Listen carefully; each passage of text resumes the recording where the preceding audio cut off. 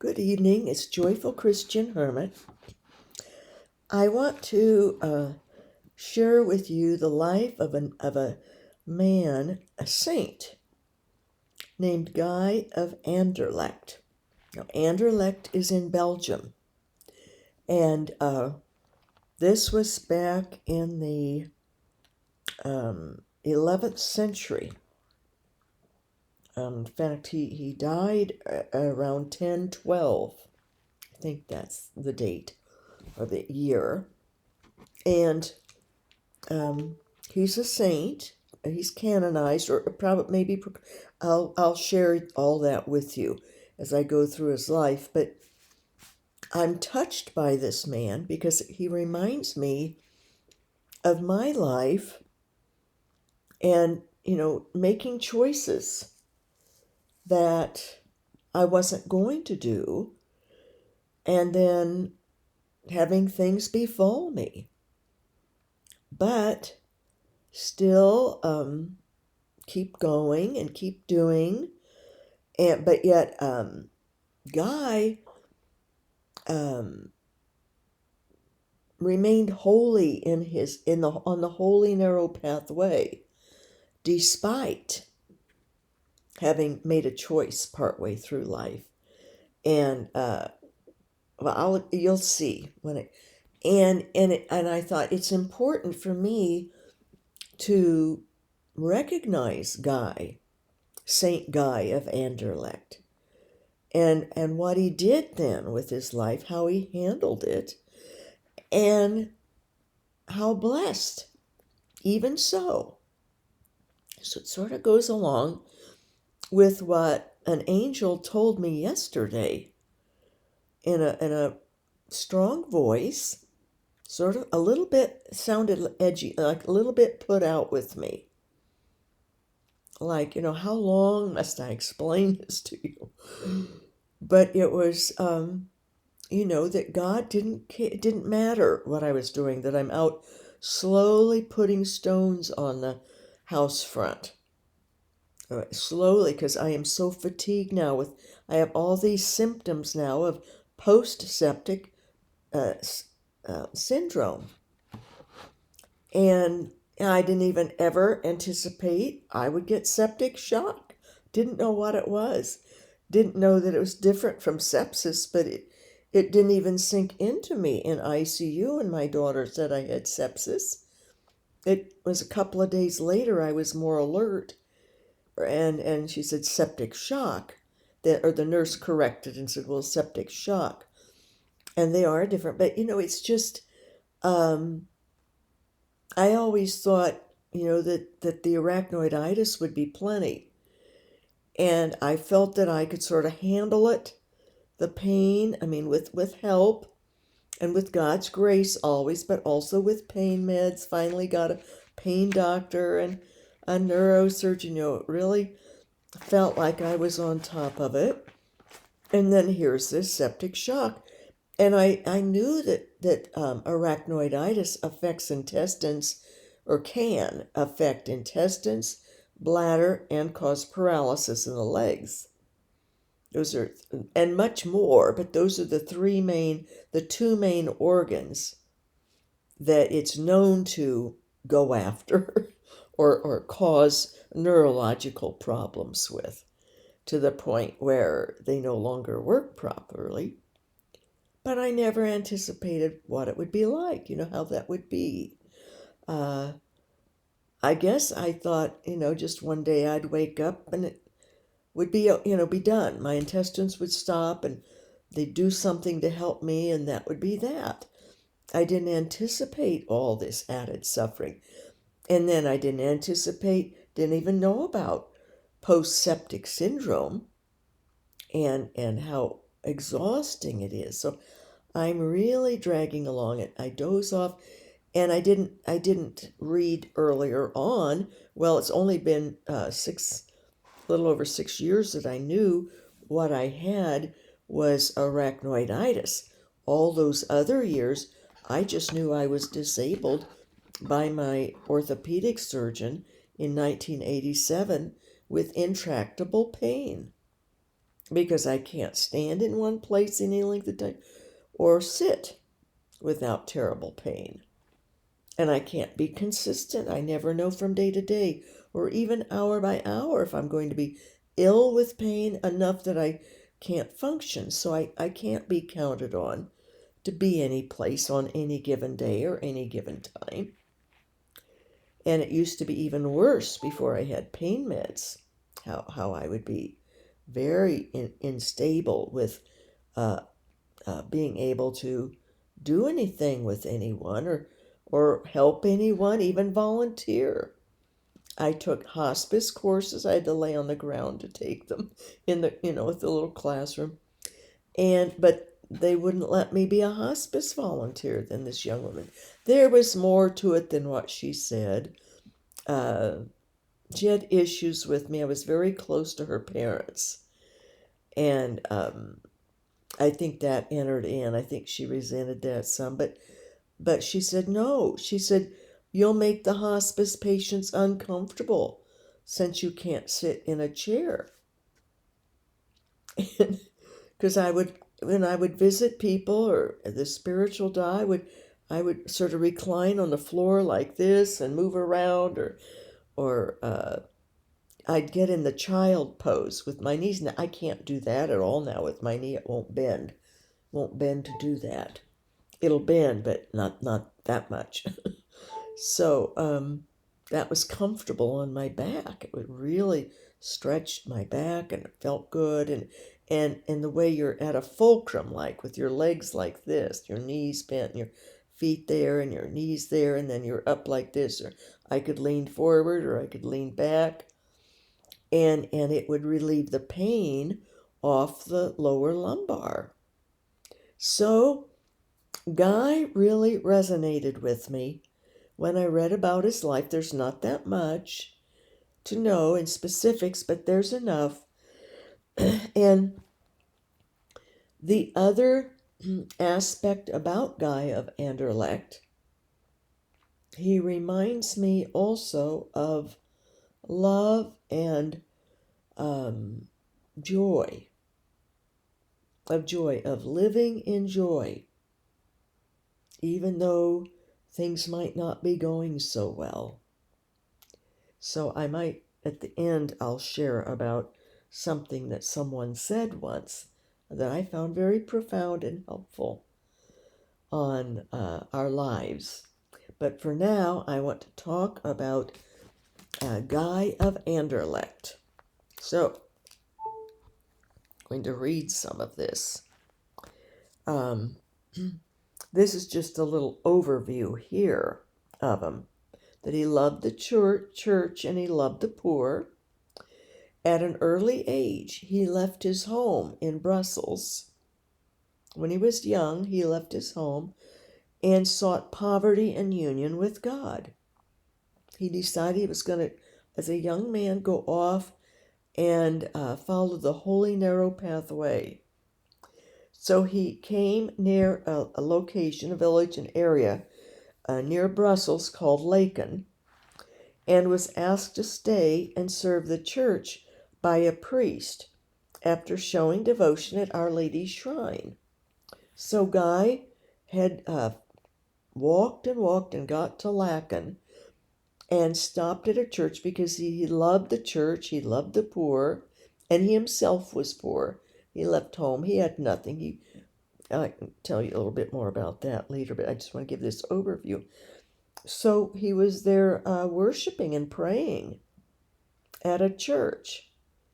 And he knelt before Our Lady's shrine, and the priest noticed and asked him to stay and to serve the church there by sort of being a custodian.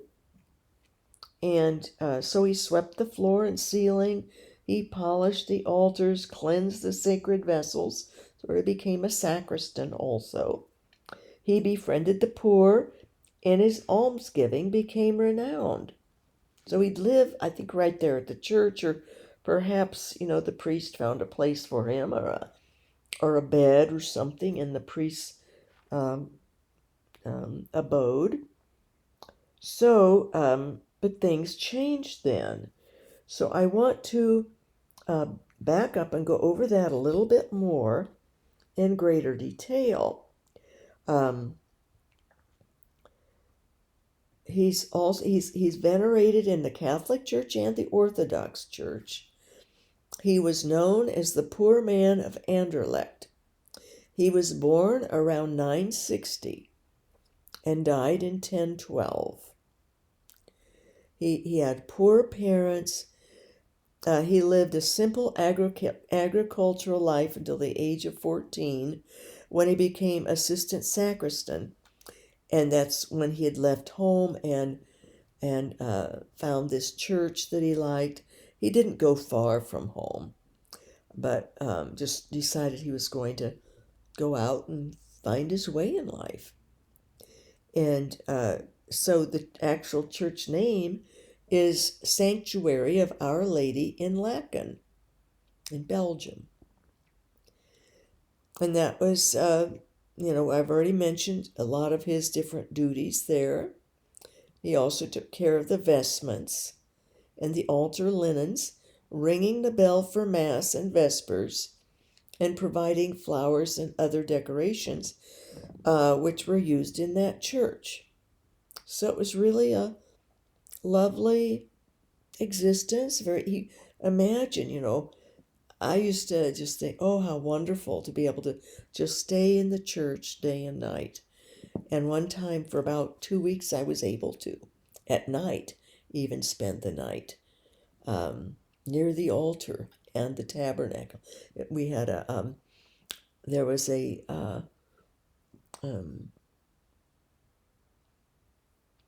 host there, monstrance even. It was an adoration chapel. Another story for another time how I was doing that. The priest gave me permission. But he got paid some for doing all that work and being a caretaker of the church, and he shared his meager wages with the poor. And he one day went into Brussels, and there he met a merchant, and who persuaded Guy that he could earn far more to give to the poor if he would work and do what the merchant suggested he do. And Guy's love for the poor was so strong that he gave up, his position there in Our Lady of the Sanctuary of Our Lady, and did what the merchant suggested, because he wanted to help the poor more, do more. And he thought, oh, what a great idea, became convinced over time that this merchant knew what he was talking about, and that Guy should get more money, try to earn more money. See, it just reminded me of me, how I, by the grace of God and total accident, got on that island and bought a house that I didn't realize was a teardown, duped. And I had to work my way off. But I had no idea how much that little farmhouse would become worth, or that I could do such a nice job. God's grace and my angel Beth, which means house, or God is in this place. Beth El, house of God or place of God. And I didn't name my angel that. That name was given by God. I'll tell that story again.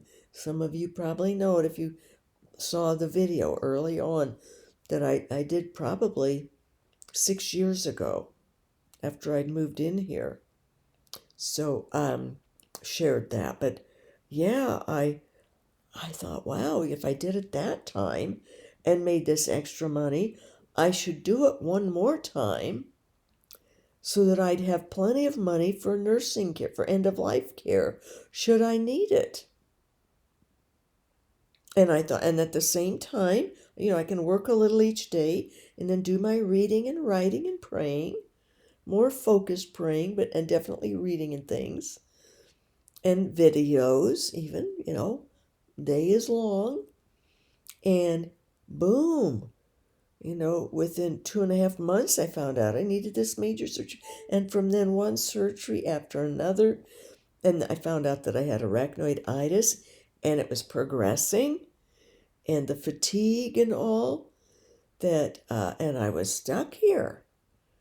And it was hard to get help that was reasonable or good, honest help. So see, this man is I could relate. It seems like a wonderful idea. What harm is there in doing it? So Guy eventually became a trader on the River Seine. When the boat carrying the cargo he was responsible for sank, Guy believed he was being punished by God for being greedy and went on a pilgrimage. And he probably had an insight of that, because that's sort of a freak thing to happen. That guy who worked his way up to become a trader to make more money to give to the poor would have this thing happen, and that he was responsible for the ship. It was someone else's ship, but he was responsible for it. So, he was finished. So, all the cargo that he was responsible for sank. So it would be understandable that one would think he wasn't pleasing God by the turn in life he made. And I have felt that too. I have shared it with you, how I have felt a guilt or and sort of caught now that I'd better get this finished. I didn't want my daughters. I knew it would cost so much money for things that I can do, but I'm so slow, and then I keep having more things happen. So, and it may end up I'll have to let her spend her money to finish it, and go and suffer it in her townhome, be more bedridden, because it's hard for me to stand on concrete slab or concrete anything. And it's worse and worse for me. So, Guy, since he felt that he had done wrong, displeased the Lord, went on this pilgrimage. He'd been over greedy, wanting to make, even though it was for the poor, for a good cause, he'd been over greedy. See, that's what I've been feeling. Because I knew all along I might not even need a nursing home, but I didn't know. I thought, well, better be safe. And knowing my family situation as it is, there wasn't going to be, and I didn't want them to. I don't want my children to use up their money for my nursing care. So he went on this pilgrimage, first to Rome as a penance, and then to Jerusalem, where he spent 7 years visiting the holy places. How wonderful, But he wasn't doing what he loved, which was giving money to the poor. On his return, he met in Rome Wundolf, dean of the church of Anderlecht. So, dean of the very church that he had left those years ago. And although not in robust health himself, by then, even though he wasn't super old, he was maybe like 54 or something, or 53. Guy wasn't in that great a health himself. He agreed to guide the dean and his party, this group of people he was with, on their pilgrimage to the Holy Land. So he went back. So during his second visit, Wundolf felt ill. He asked Guy to report his death in Anderlecht and gave him his gold ring to present as proof. Guy returned alone to Anderlecht, but he himself was seriously ill. So on September 12th, 1012, he died in Anderlecht of dysentery. So, this is, it just resonated with me because, I'm getting more and more ill, and one of these times I'm going to die. I had another blockage, but it's breaking up today by the grace of God. Honestly, I don't know how, other than somehow the watermelon, and I drank lactulose. So maybe the other one was such a large blockage. That went on for like 12 days, started out and then just kept going. But I think part of it is that I'm purifying whatever, and low fiber and liquid. And that's about, well, no, I had a grilled, just a round beef, 88% beef with fat, and I fried it in, pan fried it in olive oil on top of it to grease my system and to help it get through and digest. Olive oil is supposed to be very good. And then I've also, my other protein or meat type thing is to have an egg omelet. So I just have 2 whites and a yolk, and the pups get the extra yolk. So they're happy. So maybe, I'm shifting to this low fiber, being very careful and not eating much. And also I totally stopped the oatmeal. Way too much fiber, even though it has good nutrition and good carbohydrates. But I switched to cream of rice. So I have a bowl of that, like in the evening then, trying to put on any kind of weight I can. I don't look bad laying down, but when I'm standing up, I'm very, very thin. So, it may be how it's going to be for me. So, Saint Guy is the patron saint of Anderlecht. Horned animals like cows, bachelors, epileptics, laborers, protection of outbuildings, sheds, and stables, sacristans, sextons, workhorses, and is invoked against epilepsy, rabies, infantile convulsions, and mad dogs.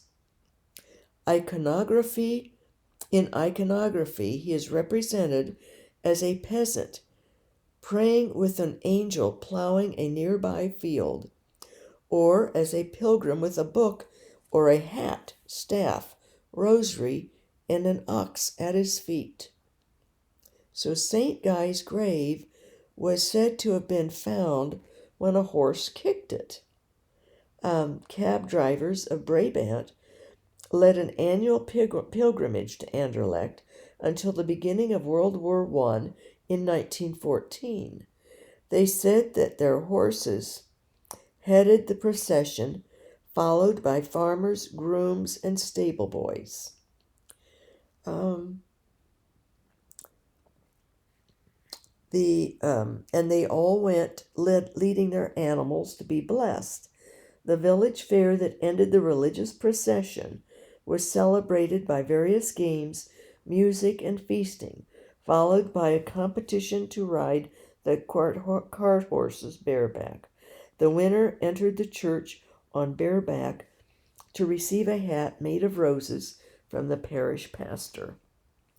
So, in the Collegiate Church of St. Peter and St. Guido in Anderlecht, there's a tomb that is considered to be that of St. Guy's crypt, and it's dedicated in his honor. Here's a image of St. Guy of Anderlecht. right there. And it gives the name of the artist. So he was very poor. He was depicted as a pilgrim in the Book of Hours, that was painted in 1484 to 1529 in that era, so long after his death. But it's I'm going to go back to this other section and go over a little bit more. If there was, oh yes, here is. To add insult to injury, after the ship sank, Guy returned to the church, Our Lady, and found that his position had been filled. That the position he loved, the peaceful one, where he would be there day and most of the night, handling the altar cloths and what the priest wore, and took care of the altar and the altar linens, and swept and kept it clean, and could worship there also while he was working, and got paid, and then would go out and give his money to the poor. He loved it. Was a delightful life for him. And he went back after he had gone off the holy narrow pathway, he thought, and his position was gone. So he spent the rest of his life then in fasting, praying, and almsgiving. And I'm not sure how he made money, probably by begging. Around the year 1012, when his life drew to a close, St. Guy returned to Anderlecht. A light shone around him as he passed away, and a holy voice was heard proclaiming his eternal reward. It was something to the effect that he was now in heaven with Jesus Christ, or God was receiving him into heaven. So, and the light shone around him, so they knew, he was having a great passing and was entering into heaven. Wasn't having purgatory or continuing to progress to learn love. He learned it, but in a roundabout way. And I'm praying that God will give me enough time to at least get the stonework done and finish up the tile and clean up and get the trim on. Maybe I won't get the floors done myself, but then I could hire, if I could take out a Hellock loan to do that. And then be content to, even if I had to be in bed and it would hasten and help the arachnoiditis progress, possibly, probably, obviously. That's why I've done so well so far, pushing and pushing and pushing to keep going.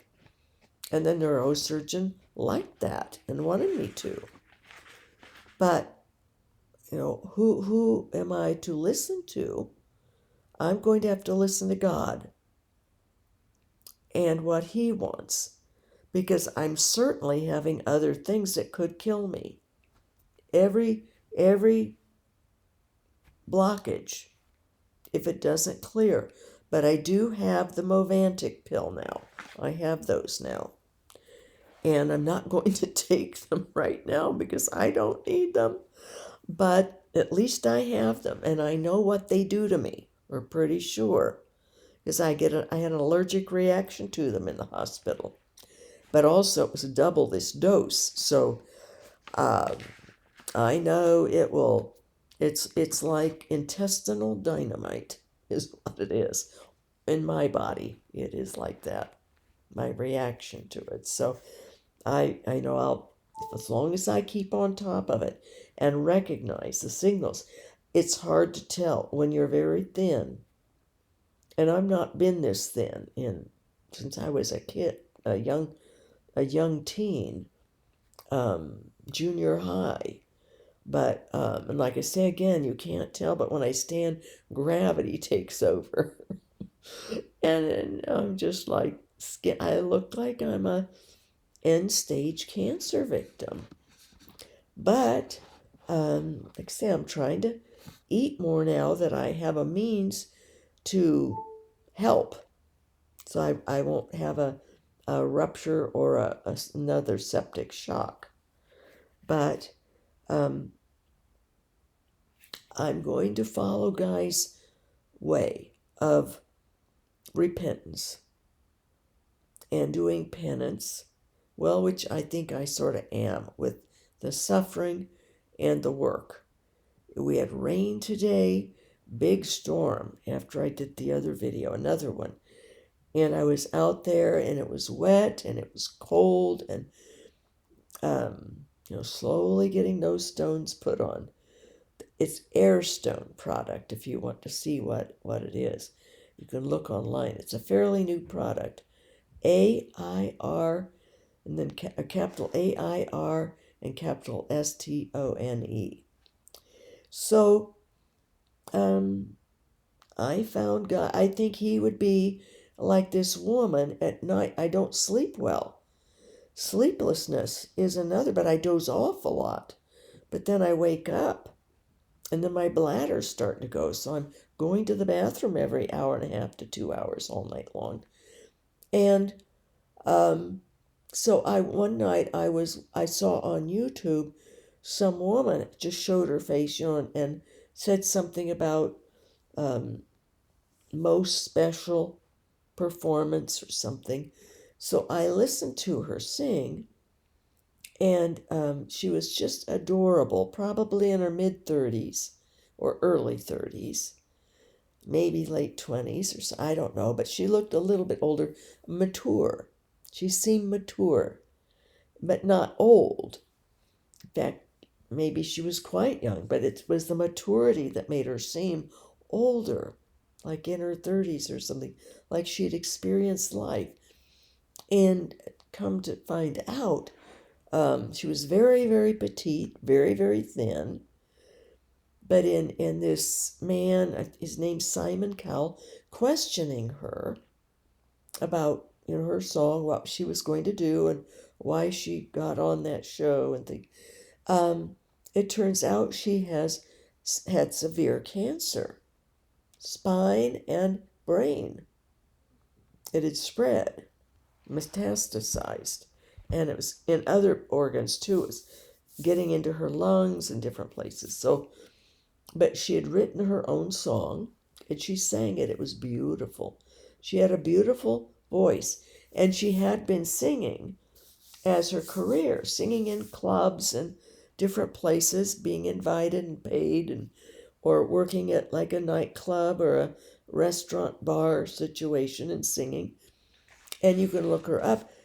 She went by the name Nightbird. Nightbird was her stage name. And she's from Ohio. I forget her first name. And maybe I've already mentioned this to you. I don't know. My mind gets messed up with this syndrome, this septic shock syndrome too. It affects memory. It's like doing, in some instances, a double whammy with the arachnoiditis. But she was talking, and Simon Cowell asked her something else about her cancer, or what her prognosis, or what she planned to do, and etc. And she said, "You can't wait until life isn't hard anymore before you decide to be happy." So she says, here I am right now with the song I've written, and it's called OK. And then she sang the song. You can see it online if you want to see it, or probably even find the lyrics. I haven't looked, but it's different scenarios that she was going through in her real life, put to a melody, a beautiful melody she created. by the grace of God. And it was how things, you think things are dire or this or that's going to happen. Like I was so disoriented and obsessive, worrying about trading or then finishing this place or these temporal things, which is not like me to be like that.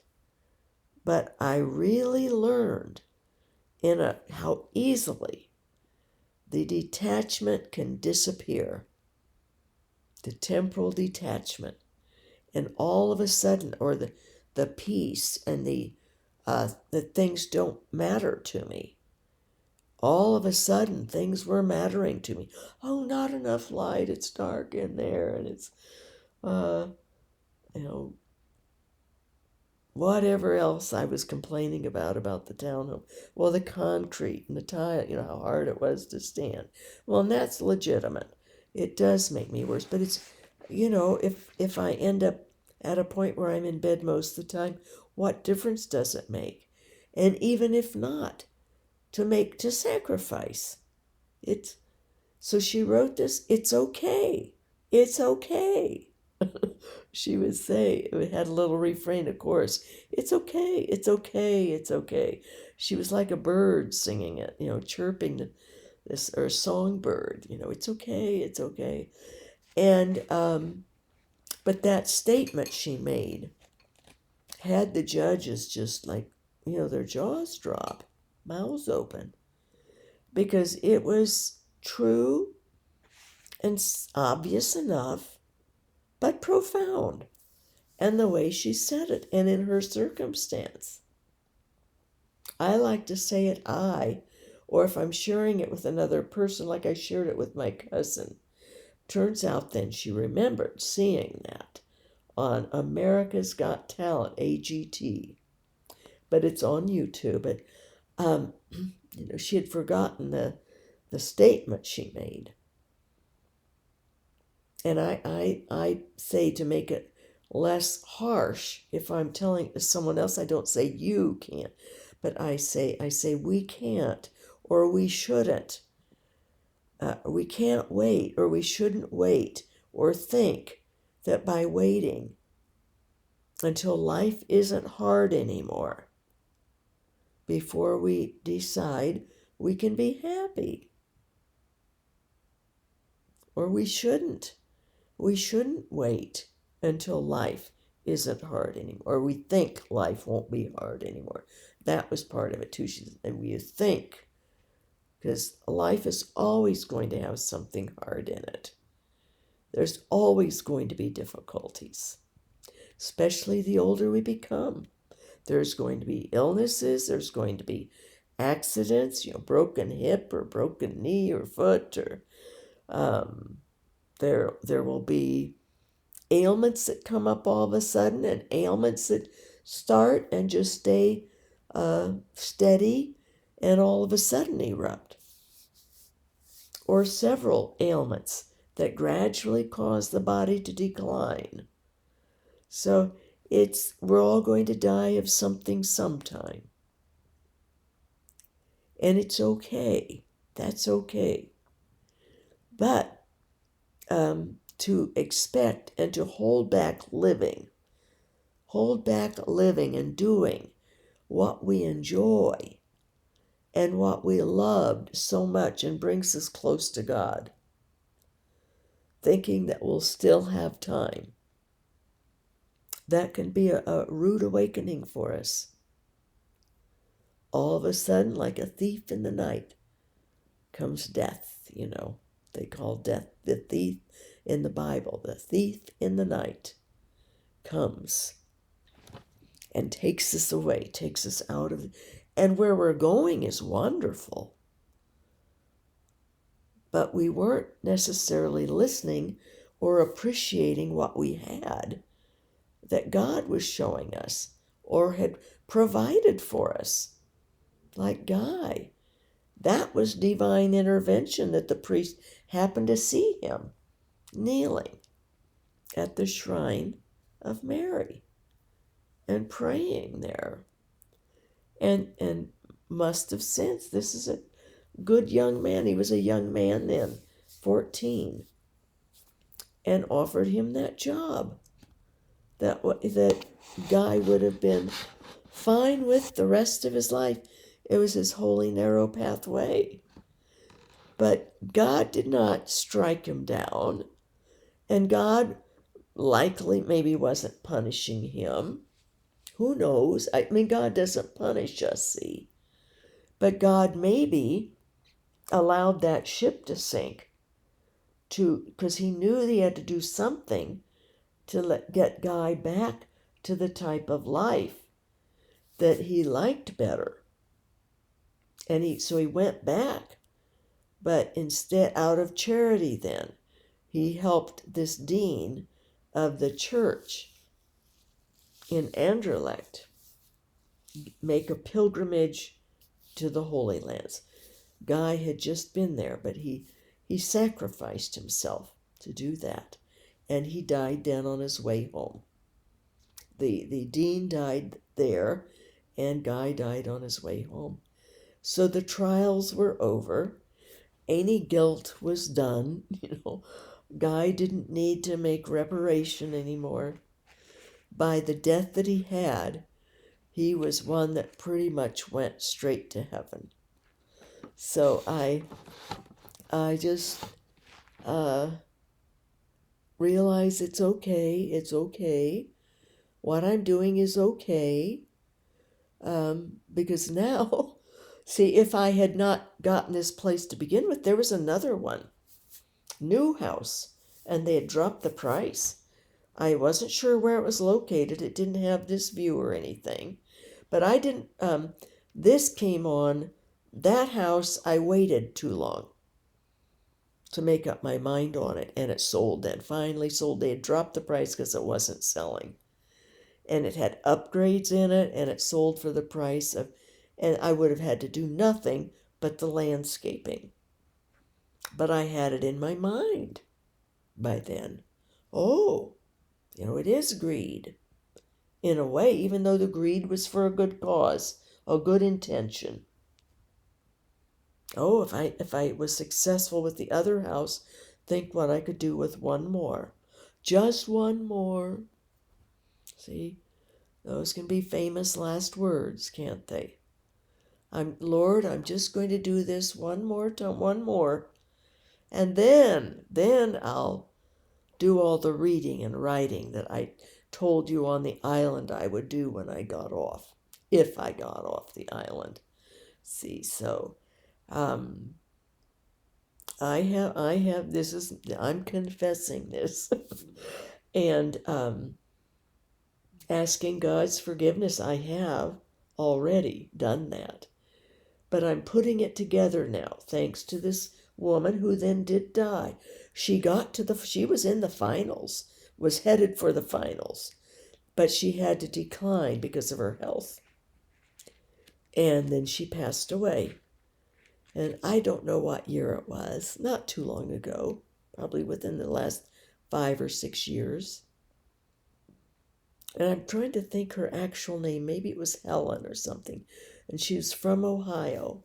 So you can look her up if you want to hear that song. It's okay. And I guess you would just put in woman with cancer on AGT and you would get information. And the statement that she made, or even put in the statement of the woman, the wise statement. So we must live. But if it's the holy narrow pathway, then I'm going to have to stay on it in a different mode. And keep going. Love God and keep going. Pray our way through. And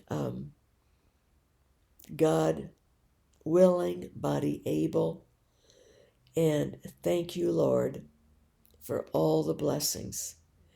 And I pray that I can do God's will and live in humility and love, especially love. But love includes humility, doesn't it? True love is humble. Love is peaceful. Love is kind. Love is patient. Love is kind, etc. So God bless his real presence in us. And thank you for listening to me. And if you have any thoughts or comments or ideas, and it's maybe not too late to bail, and it isn't. We can always change. I'm on the, I hope and pray, on the holy narrow pathway now, but in a different mode. So we'll see what evolves. Thank you, Saint Guy of Anderlecht.